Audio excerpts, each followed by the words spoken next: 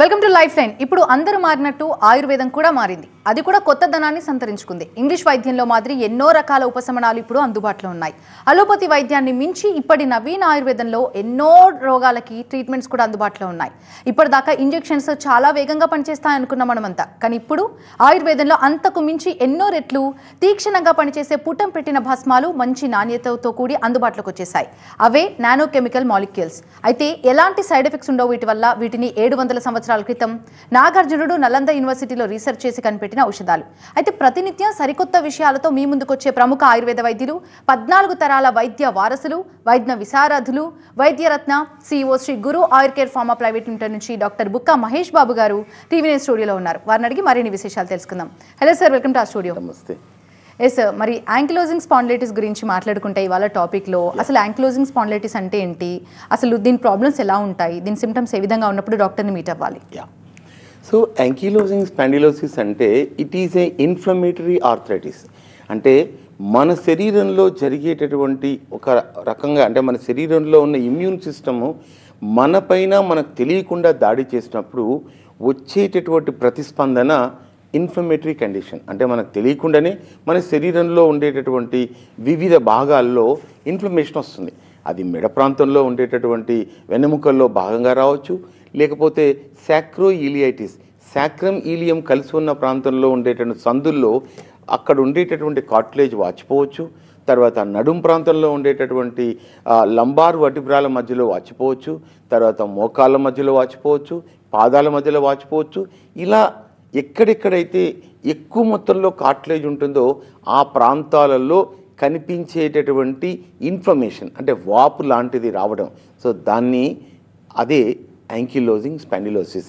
ఈ రోగానికి ఇప్పుడు చెప్పుకునేటటువంటి వైద్యంలో ఎలాంటి మనకి ఇప్పటిదాకా తెలియదు. ఈ రోగం ఎందుకు వస్తుంది అనే విషయంలో స్పష్టత లేదు, క్లారిటీ లేదు. కానీ అదే ఆయుర్వేదం విషయానికి వచ్చినట్లయితే ఇది రకరకాలైనటువంటి కారణాలు, అంటే మన శరీరంలో ఉండేటటువంటి ఇమ్యూన్ సిస్టంలో వచ్చేటటువంటి గొడవల వల్ల ఈ రోగం ప్రధానంగా మనకు కనిపిస్తుంది. సో ఇది ముఖ్యంగా మనం దీన్ని వ్యాధి నిర్ధారణ చేసుకోవడానికి ప్రధానంగా ఏమిటి అంటే AS4 టైటర్ కానివ్వండి, CRP కానివ్వండి, RA కానివ్వండి, తర్వాత HLA-B27 కానీ, తర్వాత యాంటీ-ANA కానీ, యాంటీ-DNA కానీ, ఇట్లాంటి టెస్టులన్నీ చేసుకున్నప్పుడు కానీ మనకు దొరకదు. చాలా వరకు ఈ వ్యాధిని నిర్ధారణ చేసే లోపలనే ఇది విచిత్రమైనటువంటి జిత్తుల మారిలాగా శరీరాన్ని అటాక్ చేస్తుంది. అయితే ఇందులో ప్రధానంగా మనకు కనిపించేటటువంటి లక్షణాలు ఏమిటి అంటే, ఏ లక్షణాల ద్వారా గుర్తించుకోవచ్చు అంటే, ప్రధానంగా శరీరంలో సడన్ ఆన్సెట్లో ఒళ్ళంతా బిగుసుకుపోయినట్టుగా వాపులతోని, తర్వాత శరీరంలో జ్వరంతోని, తర్వాత స్టిఫ్నెస్తోని, విపరీతమైన నొప్పులతోని ఈ వ్యాధి మనకు బయటపడుతుంది. సో మనం సాధారణమైనటువంటి నొప్పులే కదా అని అనుకుంటాం, కానీ అంతకన్నా మించి ఉంటుంది. ఒక్కొక్కసారి దానంతలకు అదే తగ్గిపోతుంది, మరొకసారి అట్లా వస్తుంది. ఇట్లా ఒక 2-3 తడవలు కనిపించి మాయమైపోయి మళ్ళీ కనుక వచ్చిందంటే అది తిష్ట వేసుకొని కూర్చుంటుంది. కాబట్టి దీని విషయంలో ముఖ్యంగా యువతలో ఇది ఎక్కువగా విస్తరిస్తుంది. కాబట్టి చాలా జాగ్రత్తగా ఉండాల్సినటువంటి ఆస్కారం ఉంది. మీ కాలర్ లైన్లో ఉన్నారు, మీతో మాట్లాడడానికి సిద్ధంగా ఉన్నారు. హైదరాబాద్ నుంచి రాజేష్ గారు. రాజశేఖర్ గారు మాట్లాడండి. డాక్టర్ గారు చెప్పండి, మీ ప్రాబ్లం ఏంటి? చెప్పండి రాజశేఖర్ గారు. సార్ నేను రాజశేఖర్ అండి. గాల్ బ్లాడర్ స్టోన్ ఇష్యూ ఉంది. చెప్పండి. గాల్ బ్లాడర్ లో స్టోన్ వచ్చింది. ఓకే, దాని గురించి. ఇప్పుడు ఎలా ఉందమ్మా నీ సీరం బిలిరూబిన్ లెవెల్ ఎలా ఉంది? బిలిరూబిన్ నార్మల్ అయిపోయిందండి.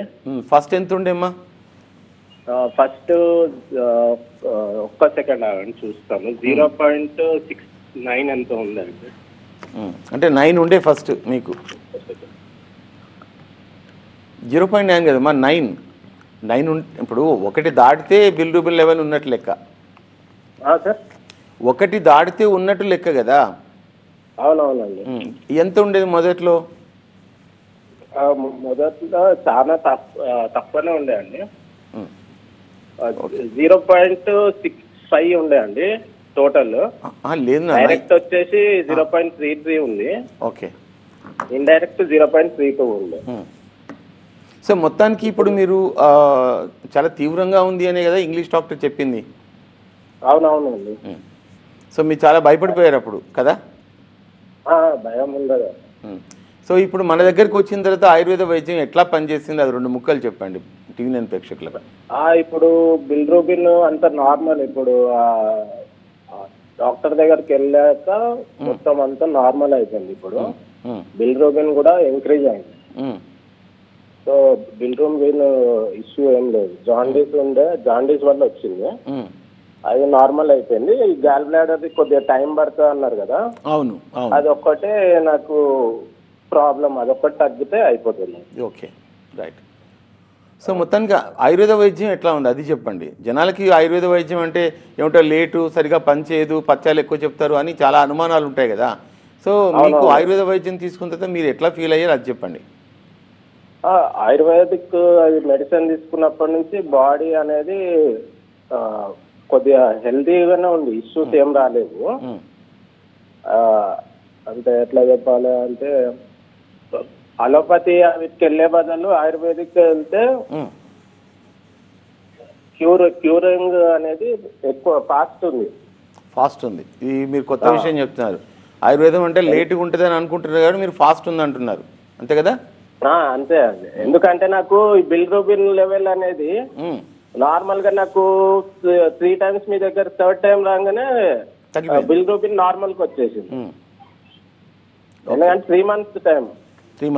అది అలోపతి ఏంటంటే వాళ్ళు ఏమన్నారంటే మెడిసిన్ కొద్దిగా టైం పడుతుంది, ఒక 6-7 months పడుతుంది.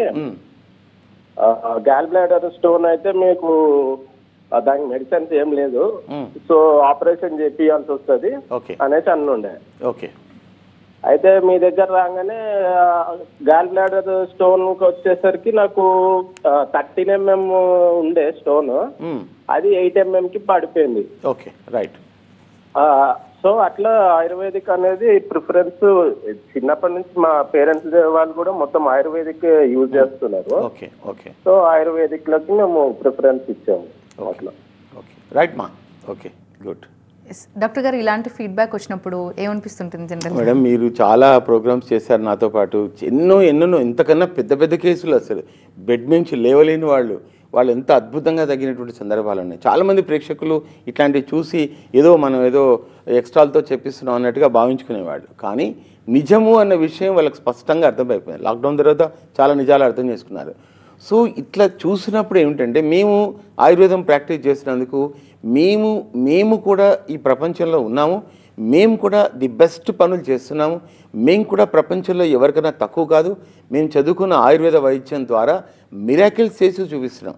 ఈరోజు యాంకిలోజింగ్ స్పాండిలోసిస్ అనే రోగం ప్రపంచంలో దీనికి మందు లేదు. ఈ రోగం వస్తే చాలు ఒక ప్రముఖ సినీ నిర్మాత, మామూలు చిన్న పెద్ద నిర్మాత, సినీ దర్శకుడు, అట్లాంటి ఆయన యొక్క కూతురు, సో ఆయనకు ఆల్మోస్ట్ ఈ యాంకిలోజింగ్ స్పాండిలోసిస్ వచ్చిన తర్వాత ఇంకా అసలు ఆ అమ్మాయి క్యారింగ్ అన్నట్లు. సో డాక్టర్ అంటాడు కదా క్యారింగ్ కావద్దు, అసలు పిల్లలకి అనొద్దు, సో దీనికి మందు లేదు, ఈ రోగం విషయంలో చాలా జాగ్రత్తగా ఉండాలి, ఇక జాగ్రత్తలే చెప్తా పోతున్నారు. మరి ఏం కావాలి, ఏం చేద్దాం చెప్పండి. సో అతను మన దగ్గరికి వచ్చి వైద్యం చేసుకున్నారు. నేను పేరు చెప్పదలుచుకోలేదు, ఎందుకంటే అంటే చాలా పెద్ద డైరెక్టర్, అసలు చాలా పెద్ద డైరెక్టర్, టాప్ డైరెక్టర్ అన్నట్లు. సో అతను వచ్చి మన దగ్గర వైద్యం చేసుకున్న తర్వాత believe it or not, she became absolutely normal. ఒక మంచి 12 బిడ్డనికి అనేది ఆ అమ్మాయి. ఈరోజు అసలు ఆ రోగం ఛాయలే లేవు. మరి ఇప్పుడు ఏమంటారో చెప్పండి. ఇంగ్లీష్ వైద్యానికి ఇది ఒక పెద్ద ఛాలెంజ్ అన్నట్లు. ఎంతసేపు లండన్లో కూర్చొని ప్రముఖ మల్టీనేషనల్ కంపెనీ చెప్పింది నిజం ఎట్లా అవుతుంది? వాళ్ళు డిసైడ్ చేస్తున్నారు. వాళ్ళ దగ్గర ఉండేటటువంటి ఈ రుమేటాలజీ జర్నల్స్ కానీ వాళ్ళు డిసైడ్ చేస్తున్నారు ఈ రోగం తగ్గదని. కానీ మరి మా మ్యాగజైన్స్ అనేటటువంటి డిసైడ్ చేయాలి కదా. మాకు కూడా మ్యాగజైన్స్ ఉన్నాయి, ఆయుర్వేద డాక్టర్స్ కూడా మ్యాగజైన్స్ ఉన్నాయి, అవి కూడా సైంటిఫిక్ డేటాని ఇస్తున్నాయి. సో ఇక్కడ కొన్ని రోగాలు అద్భుతంగా అవలీలగా చాలా గొప్పగా ఆయుర్వేద సైన్స్ను మెచ్చుకునేటట్టుగా అద్భుతమైన ఫలితాలు వస్తున్నాయి. నా 30 సంవత్సరాల నుంచి నేను చూస్తూనే ఉన్నా. యాంకిలోజింగ్ స్పాండిలోసిస్లో అద్భుతమైన ఫలితాలు ఉన్నాయి. టీవీ నేను చూసే ప్రేక్షకులందరికీ తెలుసు. తగ్గిన వాళ్ళు కోకులలుగా మాట్లాడారు. ఫ్రెండ్ ఎస్ కాలర్ లైన్లో ఉన్నారు. కృష్ణ గారు ప్రాబ్లం ఏంటో చెప్పండి డాక్టర్ గారికి. కృష్ణ గారు చెప్పండి. హలో చెప్పండి కృష్ణ గారు. నేను ఫైనాన్స్ మా టాబ్లెట్ తిన్నాను, తెప్పించుకున్నారా స్పైనెక్స్? తెప్పించుకున్నా 2వ నెల. ఓ వెరీ గుడ్ వెరీ గుడ్. 2వ నెల ఎలా ఉంది? వాడుతున్నారు కదా, ఎలా ఉంది స్పైనెక్స్? ఎలా ఉంది? కొంచెం తగ్గింది. మాకు దాని పథ్యం గురించి చెప్పలేదా? ఏమండి ఏం తినచ్చు ఏం తినకూడదు? అదా, సరే సరే. మీకు నొప్పులు, ఈ సియాటికా నొప్పులు ఎప్పటి నుంచి ఉన్నాయి? ఎంతకాలం నుంచి ఉన్నాయి? నాకు 2 సంవత్సరాల నుంచి ఉంది. 2 సంవత్సరాల నుంచి ఉందా? ఓకే. సో ఇప్పుడు ఈ మందు వాడడం వల్ల నీకు ఎంత తగ్గింది? రూపాయలు ఎంత తగ్గింది? రూపాయలు ఒక 30 పైసలు తగ్గింది. Oh very good very good. Okay. So ఇప్పుడు దీనికి ఏంటి పథ్యం అంటే, ఇది వాతంతో కూడినటువంటి వ్యాధి కాబట్టి దీనికి ప్రధానంగా ఏంటంటే మంచి ప్రోటీన్ ఫుడ్ తినాలి. రోజు పొద్దున్న ఒక ఎగ్గు, సాయంత్రం ఒక ఎగ్గు తినాలి. తర్వాత మంచి నాటుకోడి పులుసు లాంటివి తినాలి. తర్వాత రొట్టెలు, తర్వాత చిరుధాన్యాలు ప్రధానంగా తీసుకోవాలి. తర్వాత అలసందలు, బొబ్బర్లు అట్లాంటివి తీసుకోవాలి. సాధారణంగా ఆయుర్వేద వైద్యం చేసేటప్పుడు తర్వాత చింతపండు తినొద్దని, అవి తినొద్దని, ఎండు చేపలు తినొద్దని, దుంపలు తినొద్దని అంటారు. కానీ ఆ దుంపలతోని ఏం సంబంధం లేదు. ఇది ఎముకలు అరుగుదల వల్ల వచ్చింది కాబట్టి మంచి ప్రోటీన్ ఫుడ్ తిన్నట్లయితే, చేపలు, నీటిలో పెరిగేటువంటి చేపలు, తర్వాత రొట్టెలు బాగా తీసుకొని ఆహారంతో పాటు ప్రోటీన్ ఫుడ్ మంచిగా తీసుకున్నట్లయితే ఇట్లాంటి కీళ్ళ నొప్పులు కలిగిన వాళ్ళు, ప్రధానంగా ఈ నరాలకు అంటే ఈ సియాటికా నొప్పులు ఉన్న వాళ్ళు ముఖ్యంగా నీటిలో పెరిగినటువంటి చేపలు తిన్నట్లయితే చాలా మంచి ప్రోటీన్ వస్తుంది మనకు. తర్వాత ఇంకా కూడా ఆయుర్వేద ఔషధాలు వాడేటప్పుడు ఆహారంలో ముఖ్యంగా పండ్ల శాతం ఎక్కువగా ఉండాలి, రొట్టె శాతం ఎక్కువగా ఉండాలి, పీచు పదార్థాల శాతం ఎక్కువ ఉండాలి. తర్వాత మంచి ప్రోటీన్ ఫుడ్ తీసుకోవాలి. ఇట్లా తీసుకున్నట్లయితే తొందరగా ఆయుర్వేద ఔషధాలు పనిచేస్తాయి. కానీ ఏదో పాతకాలంలాగా దుంపలు తినొద్దు, ఎండు చేపలు తినొద్దు, మాంసం తినొద్దు అనేది అది సరైనటువంటి పద్ధతి కాదు ఈ రోజుల్లో. డాక్టర్ గారు 30 సంవత్సరాల అనుభవం ఉంది, ఎంతో మందికి మీరు ట్రీట్మెంట్ చేసి ఉంటారు, లక్షల మందికి మీరు ట్రీట్మెంట్ చేసి ఉంటారు. ఇప్పుడు మీరు ఒక క్యాంపు నిర్వహించబోతున్నట్టుగా తెలుస్తోంది. ఎలాంటి విప్లవాత్మకమైన మార్పులకి మీరు నాంది పలకబోతున్నారు? సరే, ఇప్పుడు చూడండి, ఆయుర్వేద వైద్యం అంటే సాధారణంగా ప్రైమరీ రారు, సెకండరీ రారు, టెరిషియల్లో వస్తారు. అంటే ఇంకొక పరిభాషలో చెప్పాలి అంటే, సో 1వ స్టేజ్, 2వ స్టేజ్, 3వ స్టేజ్లో రారు. అంటే అక్యూట్లో రారు, సబ్ అక్యూట్లో రారు, క్రానిక్లో కూడా 5 years 10 years. ఇప్పుడు ఇందాక చెప్పారు పెద్ద ఆయన ఏమిటి 2 సంవత్సరాలు అయిపోయింది, 2 సంవత్సరాలు అయిపోయింది, క్రానిక్ అయిపోయింది. క్రానిక్ అయిన సందర్భంలో టీవీలో యాడ్ చూసి, స్పైనెక్స్ అనేటటువంటి యాడ్ చూసి మందు తెప్పించుకొని వాడితే కూడా, అంటే డాక్టర్ ప్రమేయం లేకుండా వాడినప్పటికీ కూడా మనకు అంత అద్భుతంగా తగ్గింది అంటే, పేషెంట్ మళ్ళీ తెప్పించుకొని మళ్ళీ వాడుతున్నా అంటే బాగా తగ్గినట్లనే కదా. ఆయన ఇప్పుడు అడుగుతున్నాడు డైట్ ఏం చేయమంటాం మహేష్ బాబు, ఇంకా బాగా తగ్గాలి అని. సో ఇంత అద్భుతంగా పనిచేసేటటువంటి విప్లవాత్మకమైనటువంటి ఆయుర్వేద ఔషధాలను గురు ఐ కేర్ ఫార్మా కంపెనీ అనేటటువంటిది ప్రజల్లోకి తీసుకొచ్చింది. ఇంకా కూడా ఏమిటి అంటే, చాలా కంపెనీలు ఉన్నాయి, గుట్టల మందులు తయారు చేస్తున్నాయి. కానీ వాటి యొక్క ఎఫికసీ అనేటటువంటి ఎంత అంటే ఏమిటంటే ఇక పాలలో వెన్న అంత అన్నట్టు ఏమిటో మనకు ఇంకా స్పష్టంగా తెలియదు. కాబట్టి ఆయుర్వేద ఔషధాలను ఒక విప్లవాత్మకంగా పనిచేసేటటువంటి వాటి పనితీరును బాగా మార్చుకునేటటువంటి గొప్ప లెవెల్లో తయారు చేసింది Guru I care pharma company. So వీళ్ళు జియాపల్లి గ్రామంలో ఉన్నటువంటి ప్రాంతంలో ఒక ఎవ్రీ నెల మొదటి ఆదివారం నాడు క్యాంప్ కండక్ట్ చేస్తారు.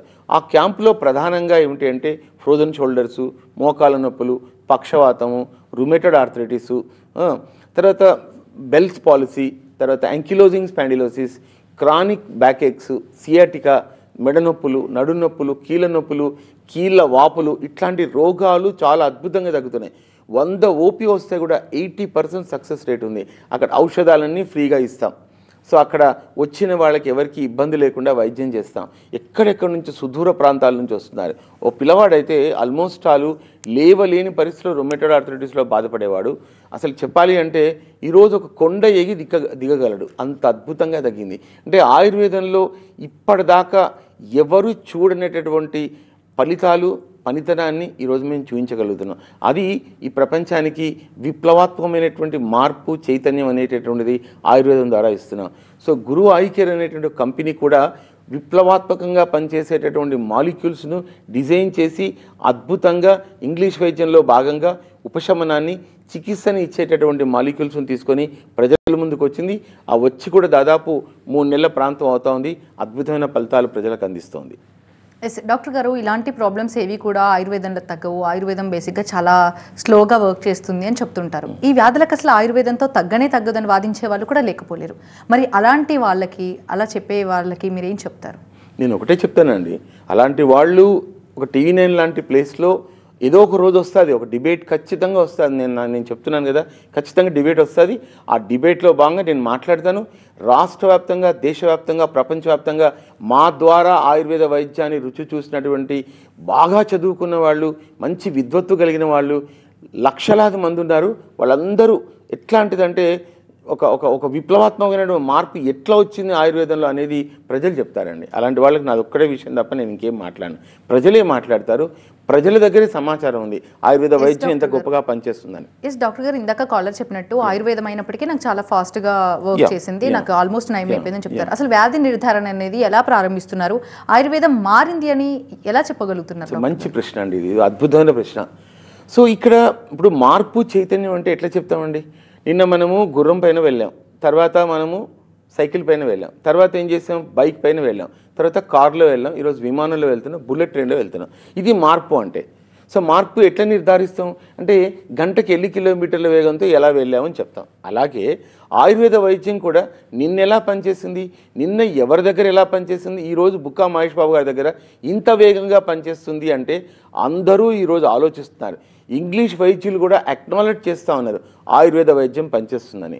ఇటీవల గాంధీ హాస్పిటల్లో మా ఆవిడ తన రిటైర్మెంట్ అవుతున్న సందర్భంలో ఒక ఐ స్పెషలిస్ట్ వచ్చి తను చెప్పుకుంటూ వచ్చాయంట మా మేడం దగ్గర, అమ్మా చూడు ఆయుర్వేద వైద్యం అద్భుతంగా పనిచేస్తుంది, మేము ఒప్పుకోం కానీ చాలా మంచి వైద్యం ఉంది తల్లి, నేను మీ ఇనాగ్రేషనల్ రోజు నేను ఖచ్చితంగా వస్తున్నాను అన్నాడు. ఆయన వేదికపైకి వచ్చి, ఆమె రిటైర్మెంట్ అవుతున్న రోజు వచ్చి నన్ను కూడా షాలోతో సత్కరించి వెళ్ళారు. మహేష్ బాబు గారు మీ పేరు నాకు బాగా తెలుసు, మీరు టీవీలో మాట్లాడతారు కదా అని అన్నారు. నాకు చాలా గర్వం అనిపించింది. సో ఇంగ్లీష్ వాళ్ళు కూడా ఈరోజు ఆయుర్వేద వైద్యం యొక్క గొప్పతనాన్ని అంగీకరిస్తారు. ఎందుకంటే మా బోటి వాళ్ళం వచ్చి శాస్త్రీయ ఆధారాలతో సహా మంచి ఫలితాలతోని ఆయుర్వేద వైద్యం ఎంత గొప్పగా పనిచేస్తుందో చెప్పిన తర్వాత వాళ్ళు నిన్నదాకా గచ్చాక్ పిచ్చాక్ వైద్యాలను మాట్లాడడానికి వాళ్ళు కూడా సంశయిస్తున్నారు. వాళ్ళు కూడా ఆయుర్వేదం అన్న పాయింట్ వచ్చేటప్పటికి ఒంట్లో చలి మొదలవుతుంది, వాళ్ళు కూడా చాలా జాగ్రత్తగా మాట్లాడుతూ ఉన్నారు. డాక్టర్ గారు మీతో మాట్లాడడానికి మరో కాలర్ కూడా సిద్ధంగా ఉన్నారు ఫ్రమ్ హైదరాబాద్. గోపాల్ గారు, ప్రాబ్లం ఏంటో చెప్పండి డాక్టర్ గారికి. హలో నమస్తే మేడం. సార్ గోపాల్ గారు చెప్పండి. సార్ నేను ఇంతకుముందు డ్రైవింగ్ చేస్తున్నా sir, auto driving. Okay. Auto driving చేసినప్పుడు అది బండి అప్పటిదంటే ఇట్లా స్టార్ట్ చేసే లోపల నాకు మెడ నొప్పి వచ్చింది సార్. మెడ నొప్పి తర్వాత ఇక మామూలు మెడ అనుకొని పోయిన హాస్పిటల్కు టెస్టింగ్ చేస్తే మామూలుగా చెప్పారు. మళ్ళీ కొన్ని నెలల తర్వాత మనం టెస్టింగ్ చేసి బ్లడ్ టెస్టింగ్ చేస్తే విద్యనాగలో పోయిన సార్ ఆటోపేట్ అక్కడ బ్లడ్ టెస్టింగ్ చేస్తాలకు నీకు కీలవాతం అని చెప్పారు సార్. అక్కడ కీలవాతం అని చెప్తాలకు 3-4 months టాబ్లెట్ వాడినా. అది వార్తలకు వేరేలో ఏమన్నా వార్త చాలా పవర్ఫుల్, మన కిడ్నీ ప్రాబ్లం అయితే చేస్తాలకు ఇక మళ్ళీ కొన్ని రోజులు పని చేసినా మళ్ళీ కొన్ని రోజులు స్టార్ట్ చేస్తారు, మళ్ళా సేమ్ అదే ప్రాబ్లం స్టార్ట్ అవుతుంది సార్. నాకు కరెక్ట్ సొల్యూషన్ దొరకలేదు సార్. ఎక్కడ నాకు మీరు చెప్తే నేను దానివల్ల ట్రీట్మెంట్ చేసుకుంటాను సార్. Okay okay. ఇప్పుడు నువ్వు చెప్పేదాన్ని బట్టి చూస్తే ఈ మెడ ప్రాంతంలో ఇలా సడన్గా నొప్పి వచ్చిందంటే ఇది యాంకిలోజింగ్ స్పాండిలోసిస్ లాంటిదే ఉంటుంది. దాంట్లో ఒక పెద్ద ప్రధానమైన సిమ్టమ్ ఏముంటుందంటే స్టిఫ్ నెక్, మెడ బాగా పట్టేస్తుంది, ఆ ప్రాంతంలో ఇన్ఫ్లమేషన్ వచ్చి అలా కంటిన్యూ అవుతుంది. సో నీ ఒకసారి రిపోర్ట్ తీసుకొని ఒకసారి పర్సనల్ కలువు. నువ్వు పెట్టుకోగలిగినట్లయితే చిక్కడిపల్లిలో వచ్చి కలువు, బోడుపల్లిలో వచ్చి కలువు, తర్వాత హైదరాబాద్లో ఉంటే ఈ 2 ప్లేస్లలో నేను నీకు అందుబాటులో ఉంటాను. నీవు పెట్టుకోలేకపోతే డబ్బులు పెట్టుకోలేకపోతే జియాపల్లికి వచ్చేసాయి, నీకు మంచి వైద్యం చేస్తాను, నీకు ఖచ్చితంగా తగ్గిస్తాను. ఆ దిశలో నువ్వు ఆ రకంగా వచ్చి వైద్యం చేసుకో, ఓకేనా? లేదా నీ రిపోర్ట్స్ అన్నీ తీసి మా సెల్-ఫోన్కు, మా ఆఫీస్ సెల్-ఫోన్కు పెట్టండి. నీ వ్యాధి ఏంటి, ఎలా తగ్గుతుంది, మంచి చెడు అని చెప్తాను. ఎస్ డాక్టర్ గారు, జనరల్గా ఇప్పుడు జియాపల్లిలో మెడికల్ క్యాంప్ గురించి చెప్పారు. మీరు ఒక మంత్లో ఎన్ని డేట్స్లో, ఎప్పుడెప్పుడు ఏ డేట్స్లో మీరు అవైలబుల్గా ఉంటారు, ఎన్ని రోజుల పాటు ఈ మెడికల్ క్యాంప్ కొనసాగుతారు? సో ఫస్ట్ మొదటి సండే నేను జియాపల్లిలో ఉంటాను. యాక్చువల్లీ ఎక్కడెక్కడి నుంచో రాజమండ్రి, గుంటూరు, చాలా సుదూర ప్రాంతాల నుంచి కూడా వస్తున్నారు, అందరికీ తెలుసు. మొదటి ఆదివారం అక్కడ ఔషధాలన్నీ ఉచితంగా ఇవ్వడం జరుగుతుంది. ఎక్కడెక్కడి నుంచో వస్తారు. సో ముఖ్యంగా అక్కడ జంబీలాపేట అని ఒక విలేజ్ ఉంది. ఆ జంబీలాపేట నుంచి మా దగ్గరికి ఒక 3 కిలోమీటర్లు అవుతుంది. 3 కిలోమీటర్లు ట్రాన్స్పోర్ట్ కూడా ఇచ్చాం. సో మా వెహికల్స్ తిరుగుతూ ఉంటాయి. మళ్ళీ తీసుకుపోయి అక్కడ డ్రాప్ చేస్తారు. అక్కడ నుంచి కీసర కానీ, తర్వాత బీబీ నగర్ కానీ, తర్వాత బొమ్మల రామారం కానీ, తర్వాత గట్కేసర్ కానీ వెళ్ళడానికి ఈజీ. అంటే ఎక్కడెక్కడికైతే ట్రాన్స్పోర్ట్ ఫెసిలిటీ ఉంటుందో విరివిగా ఆ ప్రాంతానికి అక్కడ నుంచి మీరు వెళ్ళిపోవచ్చు అన్నట్లు. అది ఒకటి. తర్వాత సెకండ్ సాటర్డే అండ్ సండే వచ్చేసి నేను విశాఖపట్నంలో ఉంటాను. నాకు అక్కడ ముఖ్యంగా ఒరిస్సా, తర్వాత ఆంధ్ర ప్రాంతం, రాజమండ్రి, తర్వాత పిఠాపురం, తర్వాత ఇట్లాంటి కాకినాడ, ఇట్లాంటి ఆ ప్రాంతాల నుంచి నాకు అక్కడికి వస్తూ ఉంటారు అన్నట్లు. తర్వాత అది 2వ శనివారం, ఆదివారం అక్కడ ఉంటాను. ఇక మిగతా టైం అంతా కూడా నేను హైదరాబాద్లో పొద్దున్న 10 నుంచి 2 గంటల వరకు అవైలబుల్ అవుతాను. మిగతా టైంలో నా కంపెనీ వర్క్స్ చూసుకుంటూ ఉంటాను. రైట్. డాక్టర్ గారు, జనరల్గా ఏ స్టేజ్లో ఉన్నప్పుడు మిమ్మల్ని మీట్ అవ్వాలని చెప్తారు? బికాజ్ ఇందాక మీరు చెప్పారు సెకండ్ ఒపీనియన్, థర్డ్ ఒపీనియన్కి వస్తారు. ఆపరేషన్ వద్దు అన్నప్పుడు ఆయుర్వేదంకి రావడం కరెక్ట్ కాదంటున్నారు. జనరల్గా ఇలాంటి లక్షణాలు కనిపించినప్పుడు మీ దగ్గరకు వస్తే ఇంకా వాళ్ళకి ఆపరేషన్ కూడా అవసరం లేకుండా ఉండగలగచ్చు కదా? నేను అసలు ఈ విషయము టీవీ నేను పరిచయం అయినప్పటి నుంచి, అంటే దాదాపు ఒక 15-16 సంవత్సరాల నుంచి చెప్తూనే ఉన్నాను. అసలు నేను చాలా వరకు నేను మార్చాలని ప్రయత్నం చేశాను. అంటే ప్రైమరీ స్టేజ్లోనే ఆయుర్వేదానికి రావడానికి రకరకాలైనటువంటి స్క్రిప్ట్ రాసి అసలు ఇన్ని రకాలుగా నేను చెప్పాను. అయినా కూడా గణనీయమైనటువంటి మార్పు ప్రజల్లో రాలేదు. వాళ్ళు అసలు టెరిషల్ దాటిన తర్వాతనే ఆయుర్వేదానికి వస్తున్నారు. ఇటీవల కాలంలో అట్లీస్ట్ ఏంటంటే అక్యూట్, సబక్యూట్, క్రానిక్. సబక్యూట్ స్థాయిలో వస్తున్నారు, అంటే 6 నుంచి 12 వారాలు ముదిరిన తర్వాత వస్తున్నారు. కానీ మేజర్గా క్రానిక్ కండిషన్లో వచ్చే వాళ్ళు ఎక్కువగా ఉన్నారు. ఈ ట్రెండ్ గణనీయంగా మారాల్సినటువంటి అవసరం ఉంది. తర్వాత ఈరోజు యోగా డే కాబట్టి మనం యోగా, ఆయుర్వేదం అనేది మన దేశీయ సాంస్కృతిక సంపదకు నిలయము. కొన్ని లక్షల సంవత్సరాల నుంచే భారతీయ వైద్యము, భారతీయ యోగా, భారతీయ ఫిలాసఫీ అనేటటువంటి ప్రపంచవ్యాప్తంగా విస్తరించింది. భారతీయ న్యాచురోపతి అనేది ప్రపంచవ్యాప్తంగా విస్తరించింది. కాబట్టి ఇందులో భాగమైనటువంటి ఆయుర్వేద వైద్యం కూడా ఇప్పుడు మన మోడీ గారు ప్రపంచవ్యాప్తంగా విస్తరించాలన్న దిశలో ఉన్నారు. కాబట్టి ప్రజలు నవీనతను సంతరించుకున్నటువంటి ఈ ఆయుర్వేద వైద్యాన్ని కనుక ఓన్ చేసుకున్నట్లయితే బిగినింగ్ స్టేజ్లో ఉన్నటువంటి చాలా రోగాలు, ఆటో ఇమ్యూన్ డిజార్డర్స్తో బాధపడే రుమటైడ్ ఆర్థరైటిస్ కానివ్వండి, యాంకిలోజింగ్ స్పాండిలోసిస్ కానివ్వండి, ఫ్రోజన్ షోల్డర్ కానివ్వండి, అవాస్కులర్ నెక్రోసిస్ కానివ్వండి, ఇట్లాంటి భయంకరమైనటువంటి కీళ్ళ నొప్పులకు సంబంధించినటువంటి అనేక రోగాలు అద్భుతంగా తగ్గుతాయి. ఆర్థరైటిస్, తర్వాత ఇతరత్ర డయాబెటీస్, తర్వాత చాలా వరకు కొన్ని రకాలైనటువంటి క్యాన్సర్స్లలో కూడా ఎడినోకార్సినోమా కూడా తగ్గుతున్న సందర్భాలను కూడా నేను మీడియాకు వివరించడం జరిగింది. కాబట్టి ఇట్లాంటి రోగాలు అద్భుతంగా తగ్గుతున్నాయి అనే విషయాన్ని నేను నా క్యాంపులో భాగంగా కూడా 100కు 100 చూస్తున్నా. కాబట్టి అక్కడ ఎక్కువ శాతం ఆయుర్వేద ఔషధాలను వాడుతున్నాం. కాబట్టి వాటి యొక్క పనితీరు కూడా విశిష్టతను సంతరించుకొని అద్భుతంగా పనిచేస్తున్నాయి. కాబట్టి ఆయుర్వేద వైద్యాన్ని ముందస్తుగా వాడుకున్నట్లయితే మనకు లక్షల రూపాయలు ఖర్చు పెట్టుకోవాల్సిన అవసరం ఉండదు. థ్యాంక్ యూ డాక్టర్ గారు. ఇది వాటి లైఫ్ లైన్. చూస్తూనే ఉండండి TV9.